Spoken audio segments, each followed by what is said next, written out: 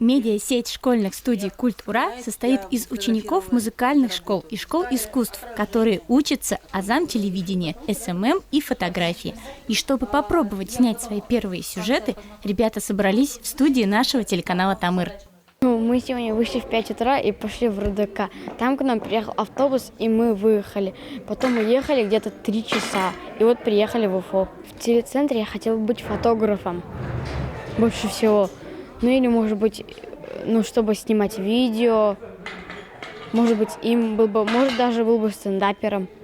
Ребята из детской школы искусств Кугарчинского района – настоящие герои. Встали в 5 утра, ни на минутку не опоздали, доехали до Уфы и сразу принялись за работу. Отправились на точки съемок, чтобы узнать, как брать интервью и снимать стендапы. Мне очень понравилось быть журналистом.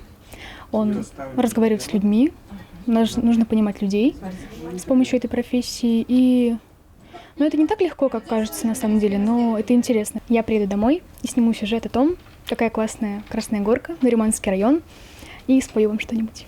После того, как съемочный процесс закончен, не время расслабляться, а время монтажа и создания закадрового текста. Ребята, словно настоящие журналисты, записали свои первые тона в звукозаписывающей студии и смонтировали сюжет под присмотром режиссеров.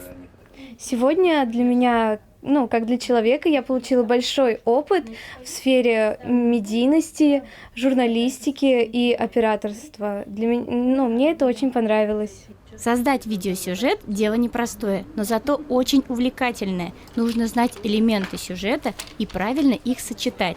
Этому ребята и научились. И, кстати, получили за это настоящие сертификаты о прохождении первого интенсив-тренинга, с чем их и поздравляем.